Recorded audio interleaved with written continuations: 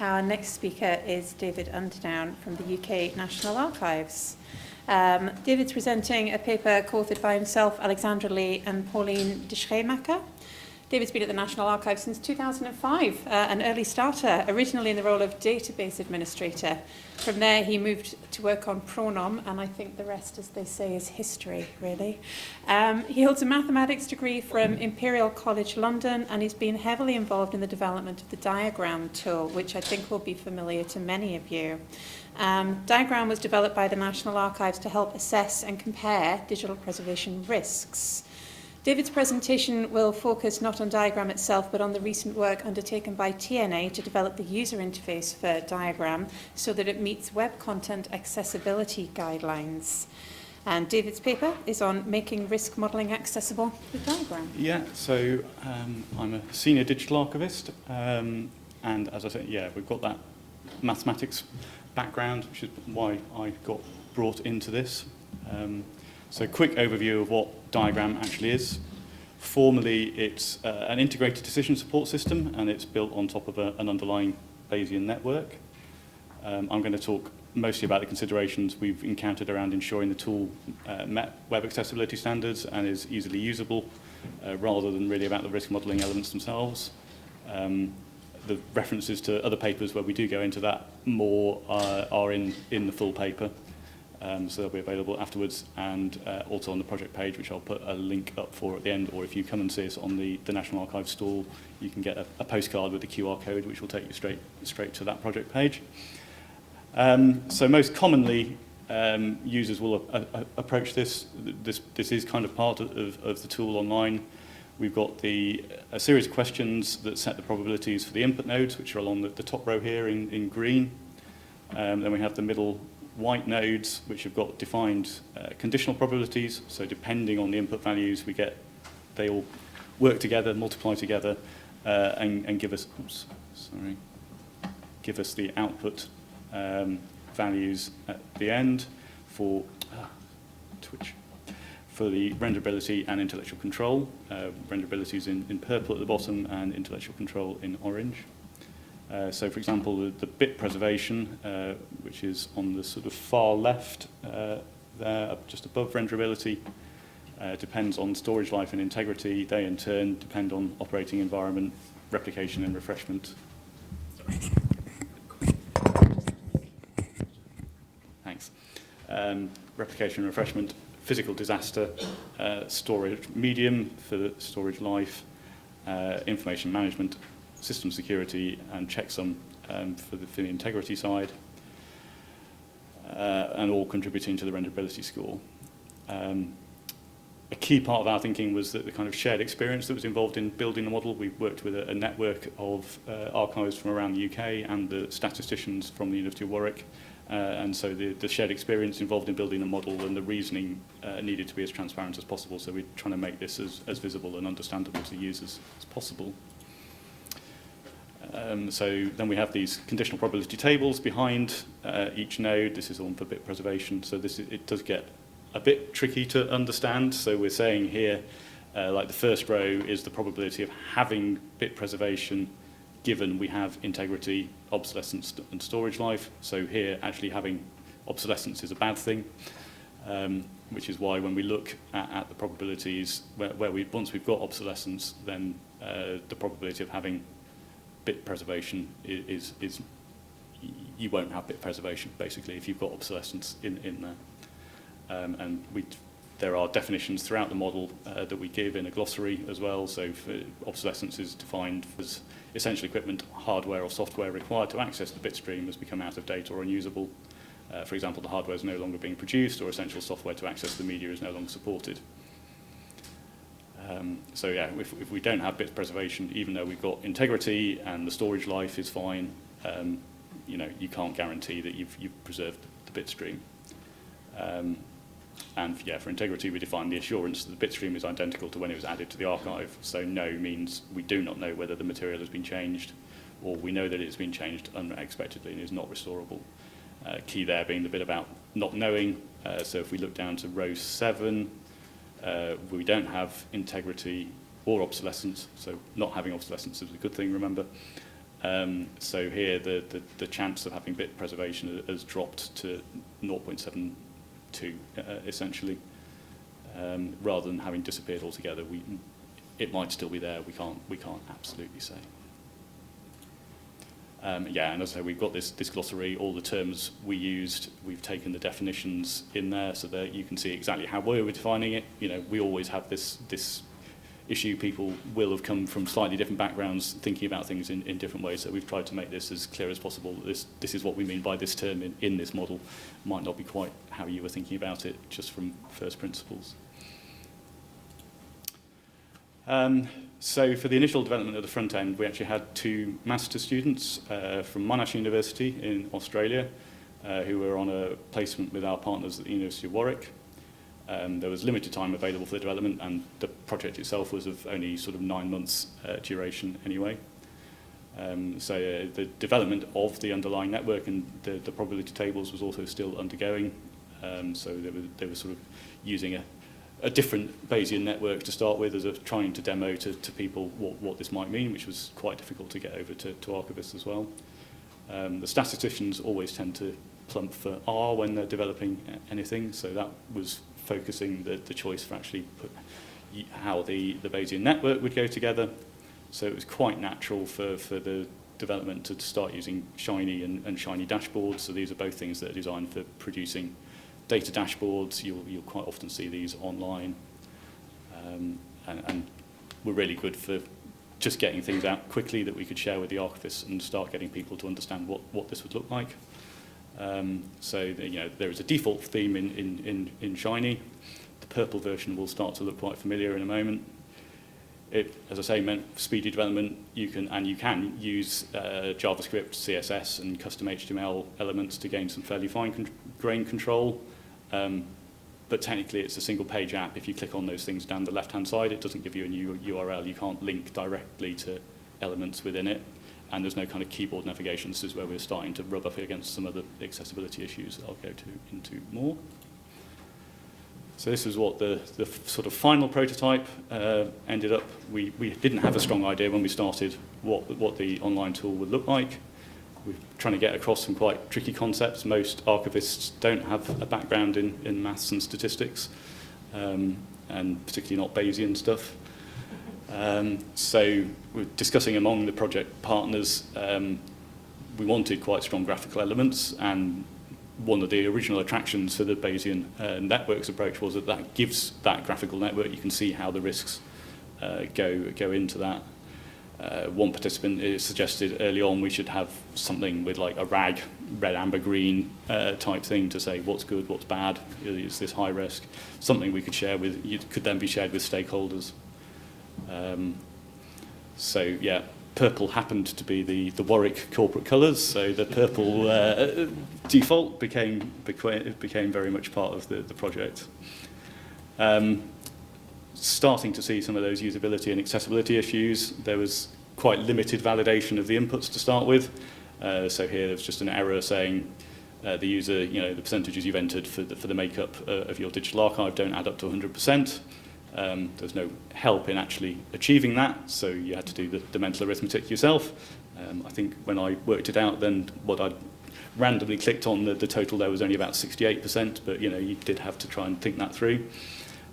Related, but it is separate from usability, is accessibility, so making the tool equally usable by all potential users, be they blind, partially sighted, and so using screen reading software rather than a visual browser, or maybe they've got physical impairments that mean they're not using a mouse for data entry, so everything in the tool needs to be reachable via keyboard inputs. In this prototype, then those sliders could only really be manipulated by the mouse, so we were failing on that. And the initial feedback we got when we were presenting this via DPC webinars and other similar forums, the sort of general potential of the tool was quite clear, but some of these usability issues were definitely kind of clouding how people would approach it. Fortunately, silver lining of doing this in the middle of a pandemic was we'd obviously switched everything to online events rather than in person, so some of our project grant, which we've been expecting to spend on travel and hiring rooms and things, was suddenly free, and fortunately the National Lottery Heritage Fund allowed us to repurpose some of that and do some further development on the online tool. It only gave us about enough for about 6 weeks work, so it wasn't a huge amount we had. So web accessibility, National Archives in the UK, we've got a stated aim, strategic aim to be the inclusive archive, so it's very much the right thing to do.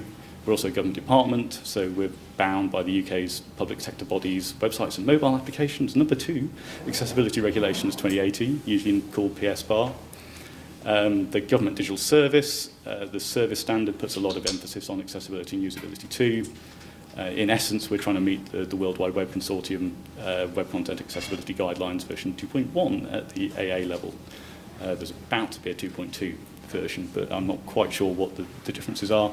This PSBAR was the UK implementation of an EU directive, so public bodies across the EU are going to be under quite similar rules, and US federal bodies, there are similar standards as well, and may quite likely state rules and so on as well.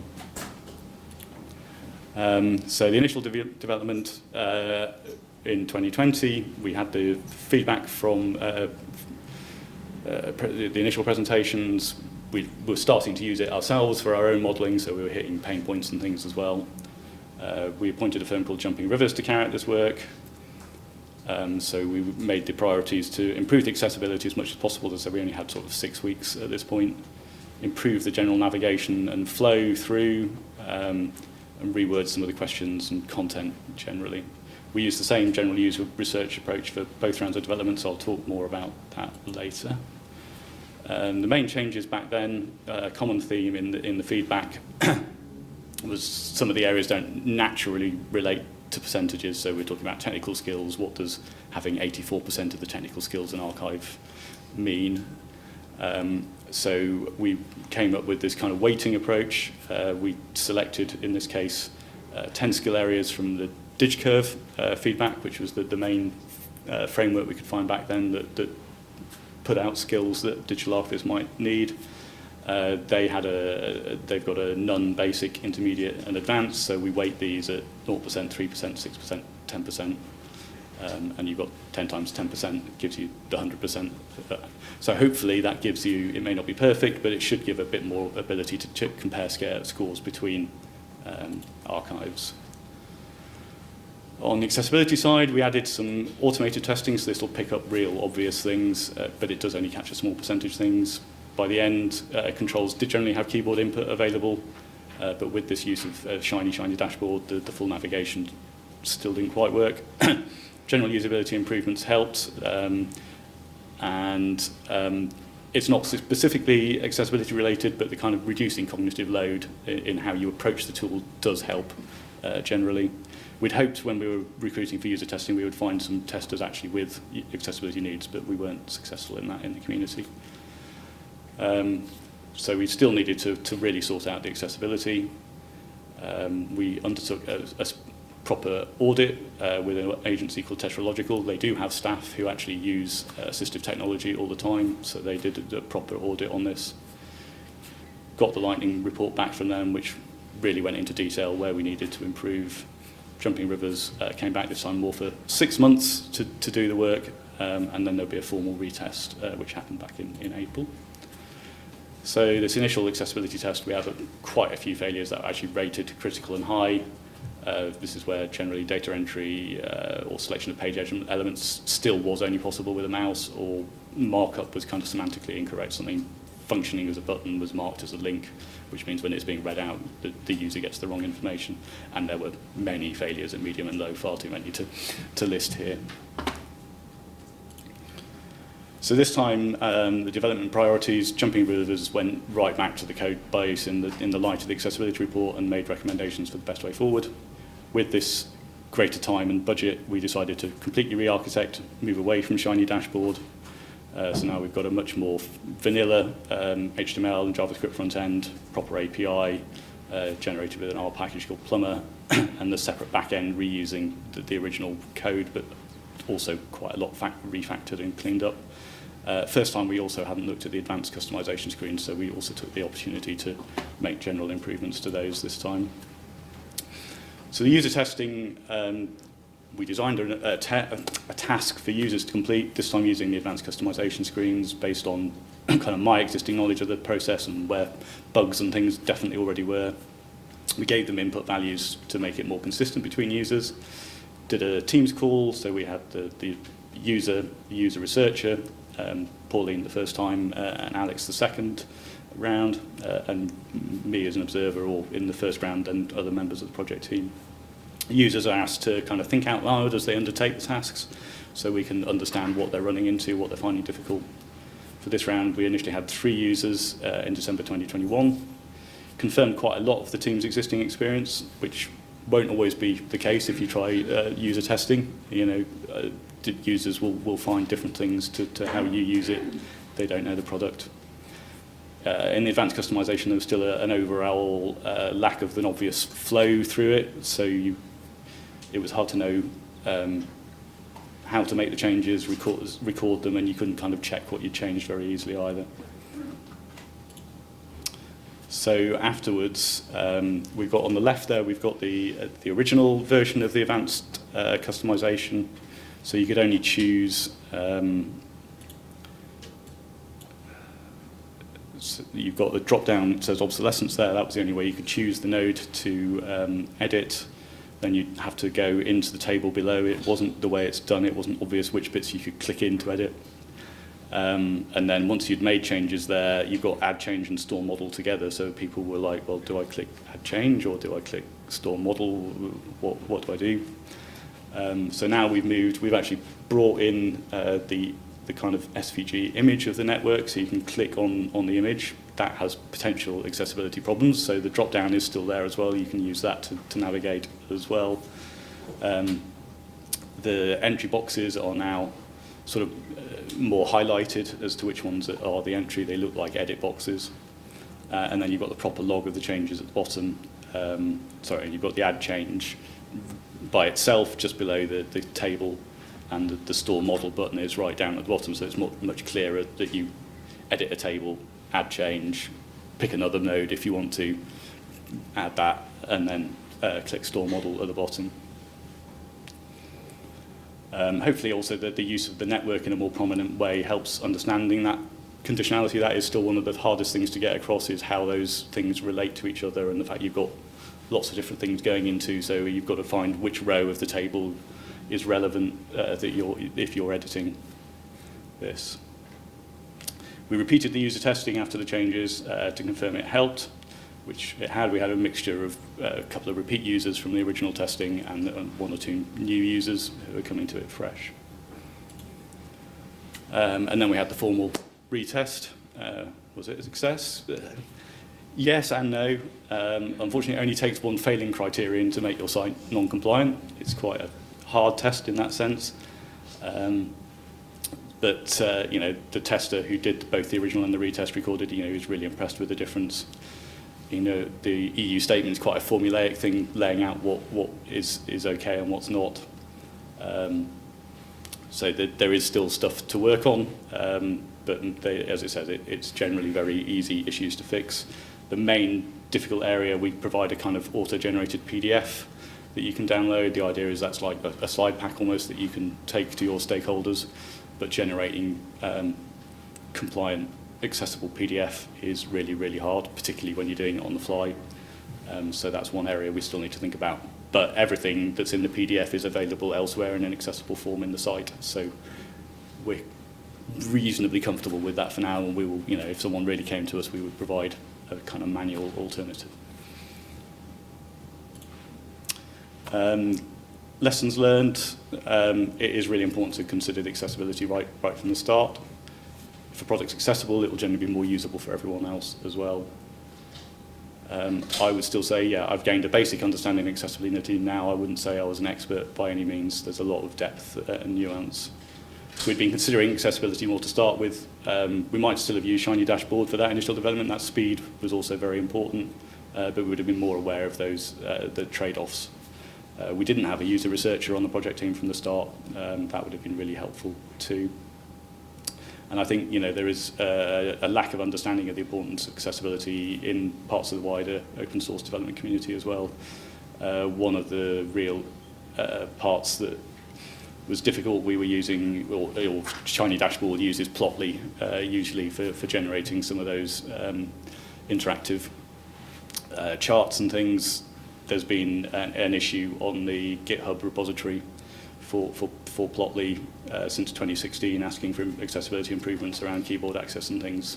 It was prioritised sometime earlier this year as something, needs sponsorship to fix this, but it's like, 5 or 6 years on, it still hasn't gained any real traction.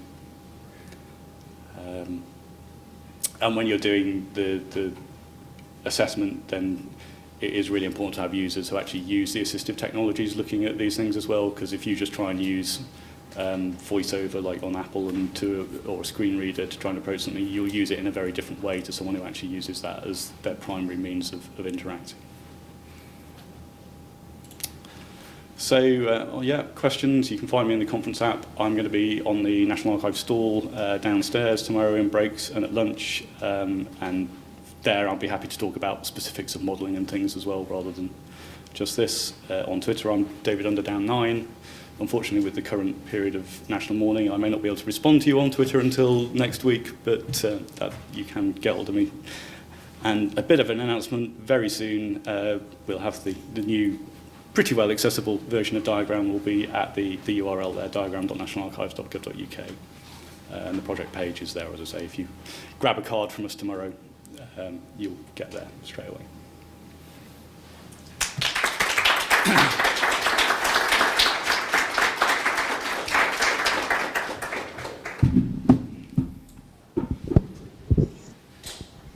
Fantastic. Thank you very much, David. There's been an awful lot of digital preservation tools released over the past 20 years or so.